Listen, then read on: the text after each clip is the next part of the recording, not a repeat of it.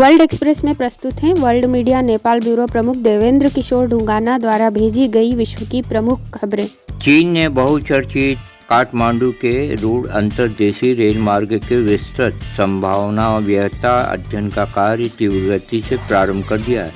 यह कार्य चीन से आई 37 सदस्यीय टोली ने नेपाल आकर प्रारंभ किया है। रसुवा नोवा कोट काठमांडू में यह अध्ययन जारी है। कई प्राविधिक डाटा संकलन कर रहे हैं। यह रिपोर्ट 3 वर्ष में तैयार होने की संभावना व्यक्त की जा रही है। इसका सारा खर्चा चीन द्वारा उठाया जाएगा। यह अध्ययन अब तक पूरा हो जाना था, लेकिन इसमें विलंब हुआ है। खाड़ी और मलेशिया में विभिन्न फौजदारी मामलों में 781 नेपाली जेल में निरुद्ध हैं। यह जानकारी नेपाली दूतावास ने प्रदान की है। सऊदी अरब जेद्दा में 52, रियाद में 346, यूएई में 181, कतर में 61, कुवैत में 71, बहराइच में 13, ओमान में 5 नेपाली जेलों में बंद हैं। ये जानकारी 27 नेपाली दूतावासों से संकलित समाचार में मिली है। 4 वर्षों से बंद ओलार्च, चुड़गोला, दिपताला नाका खुले जाने का निर्णय लिया गया। तास्लेजुड की कलेक्टर गोमा देवी चेमजोड़ ने अपने देश में इस संबंध में छलफल होने की बात कही है। नाका बंद होने से जनता को तकलीफ उठानी पड़ रही है। एक बैठक नाका खुलवाने के लिए आयोजित की गई। इसकी पहल फक्ता डुलुक गाप पालिका 7 के वार्ड अध्यक्ष क्षेत्रेश शर्मा ने की थी। क्षेत्रेश शर्मा ने बताया है, हमने प्रधानमंत्री पुष्प कमल दाहाल से मुलाकात की थी और उन्हें नाका खोले जाने की मांग को लेकर ज्ञापन दिया था। अलीबाबा ग्रुप के संस्थापक जेकमा ने हाल ही में दक्षिण चीन के हागजो में स्थानीय शिक्षकों और छात्रों के साथ एक बैठक में कहा कि जीपीटी जैसी प्रौद्योगिकियों का विकास एआई ग्रुप की नई शुरुआत है। हमें समस्याओं का समाधान करने के लिए कृत्रिम बुद्धिमत्ता की आवश्यकता है, न कि कृत्रिम बुद्धि द्वारा निर्मित होने का। उन्होंने कहा कि औद्योगिक युग ज्ञान की प्रतियोगिता है, जबकि डिजिटल युग रचनात्मकता और कल्पना की प्रतियोगिता है। ये उल्लेखनीय रहे 2022 में अलीबाबा ने पूरे वर्ष वैज्ञानिक अनुसंधान में कुल 120 बिलियन युआन का निवेश किया था। संयुक्त राष्ट्र आर्थिक और सामाजिक मामलों के विभाग ने 24 अप्रैल को प्रेस विज्ञप्ति जारी कर कहा कि संयुक्त राष्ट्र के विश्व जनसंख्या अनुमान के अनुसार भारत अप्रैल में दुनिया का सबसे अधिक आबादी वाला देश बन जाएगा।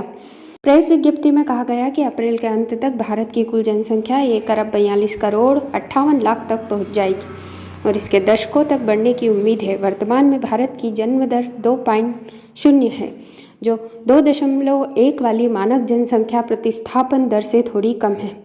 इसके अलावा भारत में बुजुर्गों की संख्या तेजी से बढ़ेगी। साल 2023 से साल 2050 तक भारत की 65 वर्ष और उससे अधिक आयु की जनसंख्या 2 गुनी से अधिक हो जाएगी। हालांकि कुल जनसंख्या में बुजुर्गों के अनुपात को देखते हुए भारत में जनसंख्या की उम्र बढ़ने की समस्या प्रमुख नहीं है। प्रेस विज्ञप्ति में यह भी कहा गया है कि कोविड-19 महामारी की वजह से भारत की 2021 की जनगणना को 2024 तक के लिए स्थगित कर दिया गया है। इसके परिणाम स्वरूप जनसंख्या अनुमानों में अनिश्चितता है। इसलिए ऐसे समय जब भारत की कुल जनसंख्या दुनिया की सबसे बड़ी हो गई है, उसे संशोधित करने की आवश्यकता हो सकती है। दक्षिणी चिली के एक जंगल में एक विशाल चिली तरु हजारों वर्षों से जीवित है। यह परदादा पेड़ 28 मीटर ऊंचा और 4 मीटर व्यास का है। वर्तमान में इसे पृथ्वी का सबसे पुराना पेड़ माना जाता है, जिसका 5000 वर्षों का इतिहास है। तिब्बत स्वायत्त प्रदेश में पहला 5G औद्योगिक इंटरनेट शिखर मंच और औद्योगिक इंटरनेट प्रचार सम्मेलन 25 अप्रैल को आयोजित हुआ, जिससे मिली खबर के अनुसार इस वर्ष मार्च के अंत तक तिब्बत ने 9,508 5G बेस स्टेशनों का निर्माण किया और 10,27,000 5G उपयोगकर्ता विकसित किए। 5G नेटवर्क ने सभी काउंटी स्तरीय प्रशासनिक क्षेत्रों के मुख्य शहरी इलाकों और प्रमुख कस्बों का पूर्ण कवरेज हासिल कर लिया है। तिब्बत 5G प्लस उद्योग अनुप्रयोग परियोजनाओं के विकास को बढ़ावा देना जारी रखता है। वर्तमान में 17 प्रमुख परियोजनाएं निर्माणाधीन हैं, जो चिकित्सा, देखभाल और शिक्षा जैसे कई उद्योगों से संबंधित है। उनमें से 5G प्लस स्मार्ट कैंपस और 5G plus smart health care को राष्ट्र स्तरीय 5G प्लस उद्योग अनुप्रयोग पायलट परियोजना में चुना गया है। बताया गया है कि उच्च गुणवत्ता वाले आर्थिक और सामाजिक विकास और विभिन्न उद्योगों के डिजिटल परिवर्तन की बेहतर सेवा के लिए तिब्बत पिछले साल 1439 5G बेस स्टेशनों के निर्माण के आधार पर इस वर्ष 2300 से अधिक 5G बेस स्टेशनों का निर्माण करेगा। योजनानुसार भविष्य में तिब्बत एक व्यवस्थित तरीके से 5G नेटवर्क निर्माण को बढ़ावा देगा। कदम दर कदम निम्न, मध्यम और उच्च आवृत्ति समन्वित विकास वाले 5G नेटवर्क सिस्टम का निर्माण करेगा और शहरी क्षेत्रों में इंडोर 5G नेटवर्क कवरेज का अनुकूलन करेगा।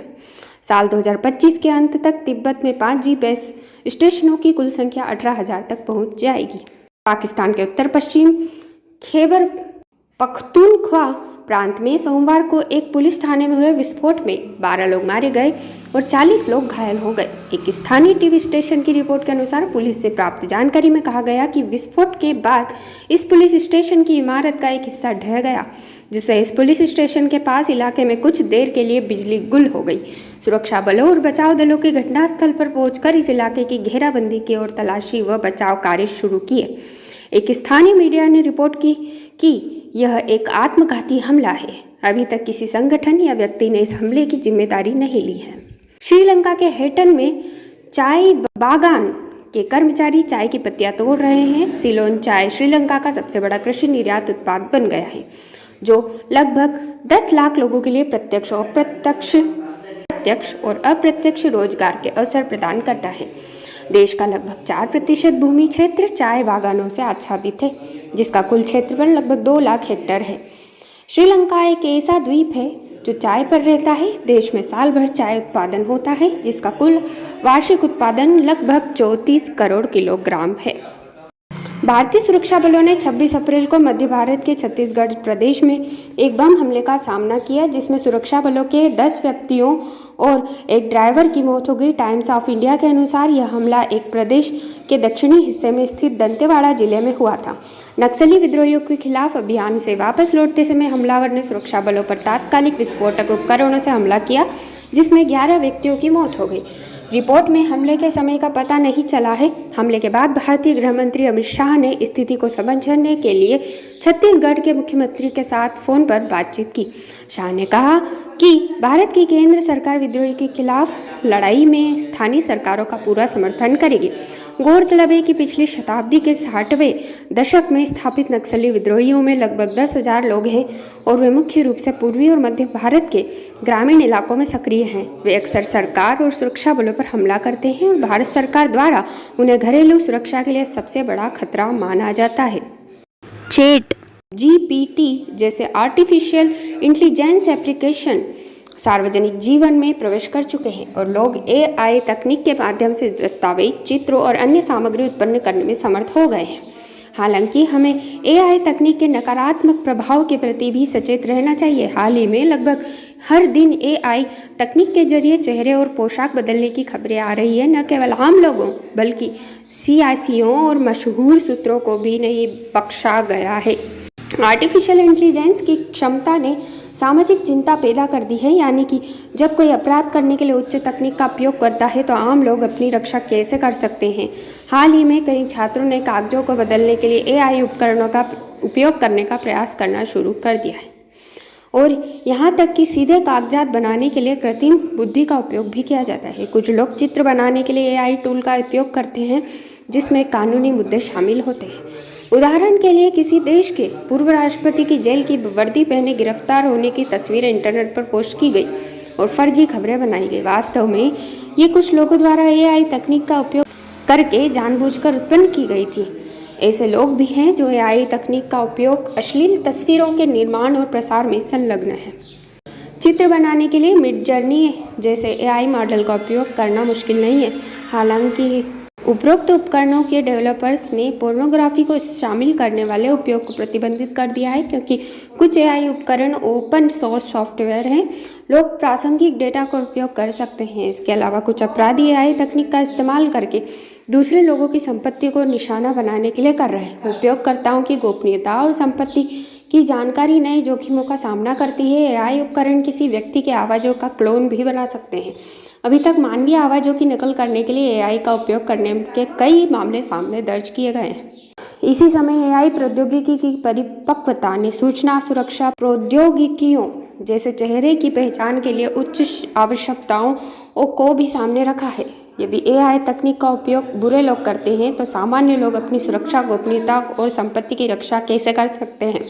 AI तकनीक की उन्नयन गति बहुत खतरनाक है, लेकिन प्रासंगिक नियामक उपायों को बनाए रखना मुश्किल है। इसलिए कई मशहूर लोगों ने संयुक्त रूप से आह्वान किया है कि GPT-4 से अधिक उन्नत AI मॉडल के अनुसंधान को तुरंत ही निलंबित कर देना चाहिए और निलंबन की अवधि कम से कम 6 महीने की होनी चाहिए। उन्होंने अपने एक खुले पत्र में यह सुझाव भी पेश किया कि AI डेवलपर्स को AI गवर्नेंस सिस्टम के विकास में नीति निर्माताओं के साथ सहयोग कर काम करना चाहिए। इस पत्र के समर्थकों कई प्रसिद्ध लोग जैसे कि एप्पल कंपनी के संस्थापक और टेस्ला के CEO आदि भी शामिल हैं।